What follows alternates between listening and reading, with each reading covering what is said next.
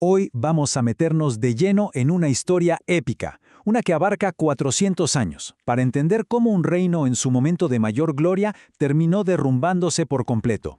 Es una crónica de fe, de traición y sobre todo de las consecuencias de las decisiones, todo contado en los antiguos libros de reyes.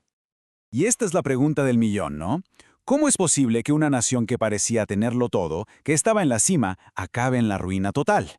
La respuesta, les adelanto, no fue cosa de un día para el otro. Se encuentra en un montón de decisiones tomadas a lo largo de su historia. Para entender bien qué pasó, vamos a hacer algo un poco al revés. Vamos a empezar por el final. Porque es justo ahí, en el desastre, donde todo lo que vino antes cobra un nuevo significado. Y el final es, bueno, un desastre total. Un cataclismo. Imaginen esto. La capital, Jerusalén, ardiendo, y su gente obligada a abandonar su hogar, a marchar al exilio. Esto es mucho más que la caída de una ciudad. Es el colapso de una identidad, el fin de una era. A ver, cuando hablamos de exilio no es solo que te obligan a mudarte. ¡No! Significaba perderlo todo, tu tierra, tu casa, tu identidad. Y es precisamente esta consecuencia tan devastadora la que los autores de Reyes intentan explicar. La gran pregunta era, ¿cómo es que llegamos a este punto? Ok, ahora sí, rebobinemos. Para entender el derrumbe, hay que ir al principio, a buscar dónde aparecieron esas primeras grietas en un reino que alguna vez fue fuerte y unido. Y ojo, no estamos hablando de un par de años, ¿eh? Son 400 años, 4 siglos. Esta es una narración larguísima, histórica y a la vez teológica, que básicamente es la biografía completa de una nación, desde su auge hasta su caída. Miren, un resumen rapidito de estos 400 años sería algo así. Todo arranca con el rey David que une a todos, alcanza su punto más alto con Salomón y la construcción del templo, pero después todo se rompe, el reino se divide y finalmente colapsa con el exilio. El ciclo clásico de ascenso y caída. Este fue, sin duda, el momento de oro. Y el templo que construyó Salomón, ¡wow! No era un edificio cualquiera. Era literalmente el corazón de la nación. Un símbolo de su gloria, sí, pero más importante aún, el símbolo de su pacto con Dios. Era el centro de su universo.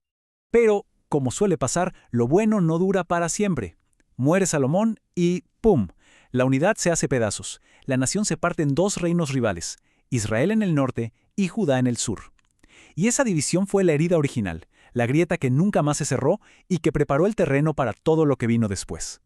Y con esto llegamos al meollo del asunto, al núcleo del conflicto que definió toda esta era. Fue una lucha interna constante entre la fidelidad a su pacto con Dios y la adoración de otros dioses, lo que conocemos como idolatría. Para el autor de los libros de Reyes, la forma de medir si un rey era bueno o malo no tenía nada que ver con su poder militar o su riqueza, para nada. El juicio se basaba en un único y fundamental criterio. Y era la obediencia al pacto con Dios. Punto.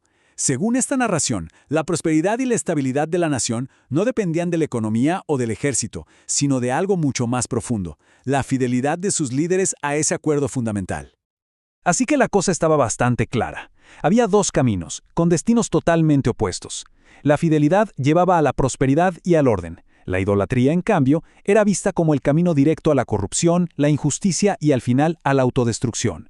Una elección con consecuencias inevitables. Y justo en medio de todo este lío aparecen unos personajes fascinantes, los profetas, tipos como Elías y Eliseo, que eran básicamente la voz de Dios en la tierra. Su misión era ir a advertirle directamente a los reyes y al pueblo, a decirles, oigan, se están desviando, vuelvan al camino correcto. Pero bueno, ya sabemos cómo termina esta historia. Las advertencias de los profetas fueron ignoradas una y otra vez.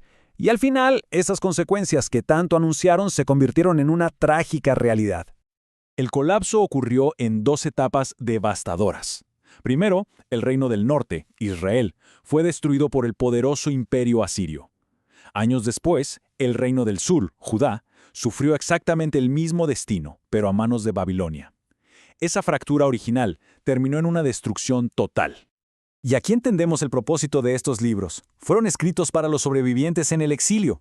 A través de estos temas, el liderazgo, la idolatría, el papel de los profetas buscaban darle sentido a su propia tragedia, mostrarles que no fue un accidente, sino la consecuencia directa de sus acciones. En esencia, estos libros son como una autopsia, pero histórica. Una reflexión súper profunda sobre cómo el liderazgo de una nación y su fidelidad a sus principios fundacionales terminan por determinar su destino. Es un análisis de las causas de una catástrofe, escrito para que otros no repitan los mismos errores. Y así, esta crónica tan antigua nos deja con una pregunta que se siente muy actual. Más allá del contexto histórico, ¿qué lecciones sobre liderazgo, sobre fidelidad a los principios y sobre las consecuencias de las elecciones que se toman resuenan todavía hoy en nuestras propias comunidades y naciones?